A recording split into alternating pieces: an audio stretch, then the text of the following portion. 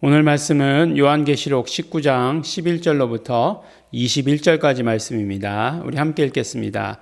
또 내가 하늘이 열린 것을 보니 보라 백마와 탄 자가 있으니 그 이름은 충신과 진실이라. 그가 공의로 심판하며 싸우더라. 그 눈이 불꽃 같고 그 머리에 많은 면류관이 있고 또 이름 쓴 것이 하나 있으니 자기밖에 아는 자가 없고 또 그가 피 뿌린 옷을 입었는데 그 이름은 하나님의 말씀이라 칭하더라. 하늘에 있는 군대들이 희고 깨끗한 세마포를 입고 백마를 타고 그를 따르더라. 그의 입에서 이한 검이 나오니 그것으로 만국을 치겠고 친히 저희를 철장으로 다스리며 또 친히 하나님 곧 전능하신 이의 맹렬한 진노의 포도주 틀을 밟겠고 그 옷과 그 다리에 이름 쓴 것이 있으니 만왕의 왕이요 만주의 주라 하였더라. 또 내가 보니 한 천사가 해에 서서 공중에 나는 모든 새를 향하여 큰 음성으로 외쳐 가로되 와서 하나님의 큰 잔치에 모여 왕들의 고기와 장군들의 고기와 장사들의 고기와 말들과 그 탄자들의 고기와 자유한 자들이나 종들이나 물론대수하고 모든 자의 고기를 먹으라 하더라. 또 내가 보매 그 짐승과 땅의 임금들과 그 군대들이 모여 그 말탄 자와 그의 군대로 더불어 전쟁을 일으키다가 짐승이 잡히고 그 앞에서 이적을 행하던 거짓 선지자도 함께 잡혔으니 이는 짐승의 표를 받고 그의 우상에게 경배하던 자들을 이적으로 미혹하던 자라. 이 둘이 산채로 유황불 붙는 못에 던지우고 그 나머지는 말탄 자의 입으로 나오는 검의 죽음에 모든 새가 그 고기로 배불리 우더라.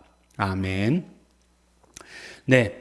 우리 이제 모든 일곱 번 인을 떼고 7번 나팔을 불고 7대접 이런 것들이 결국 어떤 재앙 그런 것들을 의미하는 것임을 우리가 다 보았죠. 그러니까 요한계시록의 구조가 굉장히 간단합니다. 처음에는 7교회에 대해서 나오고 다 일곱이에요. 일곱 이렇게 재앙에 대해서 나오다가 이제 마무리하는 것으로 이렇게 되어 있죠. 근데 이제 그 모든 재앙이 끝나고 나서 하는 일은 결국 무엇이다? 할렐루야, 할렐루야, 할렐루야. 예, 하나님을 찬양하는 것이다라고 이렇게 말씀을 나누지 않았습니까? 근데 오늘 말씀을 보니까 이제 또 마지막 그 모습이죠. 마지막 그런 이루어지는 일의 모습인데 어떤 거죠? 짐승이 잡히고 또 그와 함께 그 앞에서 이적을 행하던 거짓 선지자도 함께 잡혔다라고 이렇게 이야기하고 있습니다. 그러니까 짐승이라고 하는 것은 계속 어떤 거죠? 계속 나오는 뱀, 용, 사귀, 사탄, 마귀, 이렇게 섞어서 얘기했죠. 사탄, 마귀, 이것을 말하는 거였지 않습니까? 그래서 그것이 모두 이제 잡히는데 어떻게 된다고요? 그 끝이 유황불 붙는 못에 던지우고 산채로 유황불 붙는 못에 던지우고. 그러니까 이 심판이 마지막에 있는 거죠. 이 심판이 있습니다. 그리고 그 나머지는 말탄 자의 입에서 나오는 검의 죽음에 모든 새가 그 고기로 배불리우더라라고 이렇게 얘기하고 있습니다. 그러니까 이제 오늘 그 마지막 환상 가운데 본 것은 무엇이냐면 그 말탄 사람을 봤죠. 말탄 자를 봤는데 그 눈이 불꽃 같고 그 머리에 많은 면류관을 쓰고 그 이름 쓴 것이 하나 있는데 자기밖에는 아는 것이 없다라고 이렇게 얘기하고 있습니다. 그리고 그 입에서 뭐라고요? 이한 검이 나온다라고 이렇게 얘기하고 있어요. 그러니까 검이라고 하는 것은 결국은 말씀이죠. 말씀. 입에서 날카로운 검이 나오죠.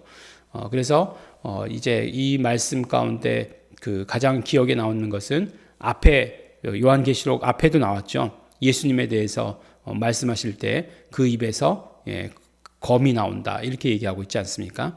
말씀이죠. 그러니까 말씀이 입에서 나온다라고 하는 것은 어떤 의미겠습니까? 그렇죠. 우리가 그 말씀을 시인하는 것을 말하는 거죠. 그래서 하나님께서 하신 그 말씀이라는 것은 그렇잖아요. 하나님께서 말씀하신 것이고 우리는 듣는 것인데 그런데 그것이 아니라 또 우리도 말하는 것이라는 거예요. 우리도 말하는 거예요. 그래서 시인하는 겁니다. 그 말씀을 시인하면 또 어떻게 되느냐? 오늘 말씀을 보니까 피 뿌린 옷을 입었는데 그 이름은 하나님의 말씀이라. 그러니까 그 피 뿌린 옷도 하나님의 말씀이라는 거예요. 그게 무엇일까? 그렇죠. 그러니까 우리가 말씀을 시인하면 첫 번째로 하게 되는 것은 바로 예수 그리스도의 그 공로를 경험하게 되는 거죠. 예수 그리스도의 그 공로를 내 것으로 가지고 오게 되는 거예요. 내 것으로. 네.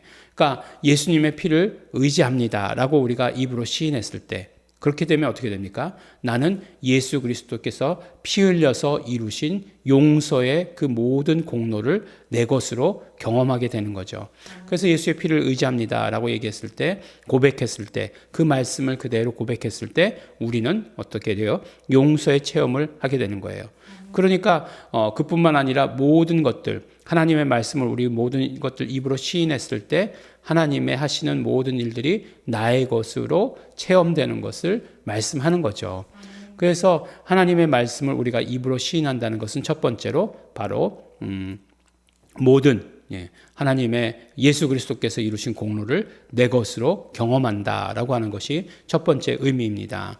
두 번째는 어떤 것이 있습니까? 그거 보니까 두 번째는 결국에는 그 말탄 자의 입으로 나오는 검의 죽음에 이렇게 얘기하고 있어요. 그 말씀이 어떻게 되는 거예요? 공격 무기가 되는 거잖아요. 그러니까 우리가 말씀으로 힘써 싸워 이긴다라고 하는 거 결국 어떻게 되는 것이었어요? 그러니까 막연한 것으로 생각할 수 있겠지만 우리가 이기는 것은 우리의 입술의 고백. 근데 입술의 고백이 뭐예요? 말씀을 그대로 우리 입술에 담는 것으로 우리가 이긴다라고 이렇게 이야기하지 않습니까?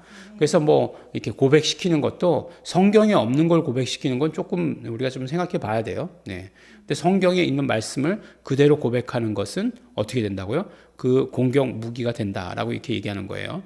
그래서 그 히브리서 말씀 가운데 좌우의 날선 검이라고 얘기할 때 그런 또 해석도 하시지 않았습니까? 저는 이제 설교 때 그 전체적인 어떤 그런 상황을 보면서 그것이 이제 그 제사장의 손에 들린 칼이었을 것이다라고 이렇게 말씀을 드렸지만 결국은 좌우의 날선 검이라고 하는 것은 한 날이라고 하는 것은 하나님의 입에서 나온 말씀, 그것이 한 날이 되는 것이고 또 나머지 한 날은 어떻게 된다고요? 우리 입술에서 고백한 말씀.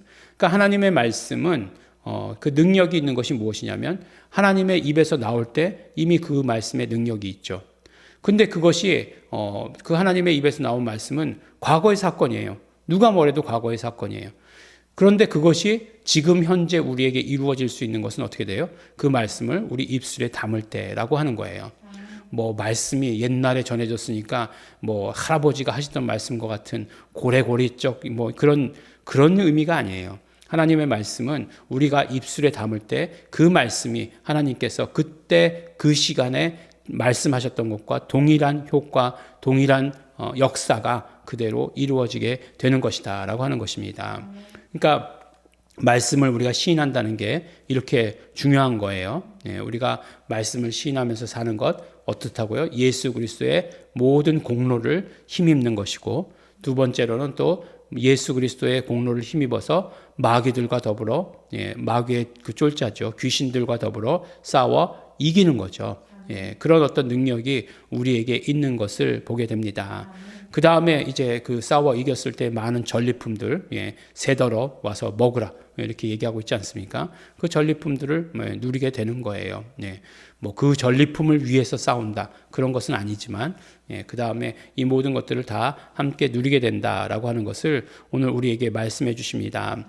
늘 말씀드리지만 요한계시록에서 이것이 어떤 의미고 이것이 어떤 의미고 임금은 누구고 장군들은 누구고 왕들은 누구고 하는 거 그런 거는 저는 잘 모릅니다. 몰라요. 모르는 건 모른다고 얘기합니다. 보니까 그 이름 쓴 것이 하나 있는데 자기밖에 아는 자가 없고 자기밖에 아는 자가 없는데 또 나는 안다 이렇게 얘기하면 성경에 대해서 그러면 자기는 다 안다 이렇게 얘기하는 거잖아요. 그 뒷면에 써져 있는 것도 안다라고 하는 건데 그렇지 않습니다. 성경은 기록된 것만 알고 그 이면에 기록된 것, 그 이면에 있는 거는 모르는 거예요. 그게 맞는 겁니다. 자기가 모르는 걸 이렇게 정당화시킨다 이렇게 얘기할 수도 있는데 굉장히 그 앞에서 앉아서 비웃고 있어요. 그렇지만 그것이 아니고 아는 것은 알고 우리에게 메시지로 주신 것은 주시는 것이라고 하는 거죠. 계시록 말씀을 통해서 우리가 받아가질 게 훨씬 더 많은데 지엽적인데 어떤 면으로 보면 지엽적이고 어떤 면으로 보면 애매모호한 것을 가지고 붙들고 있지 않겠다는 거예요. 그것으로 인해서 잘못 나가거나 그것으로 인해서 굉장히 우리가 꼭 알아야 될 것을 닫는 그런 것들은 하지 않겠다라고 하는 것입니다.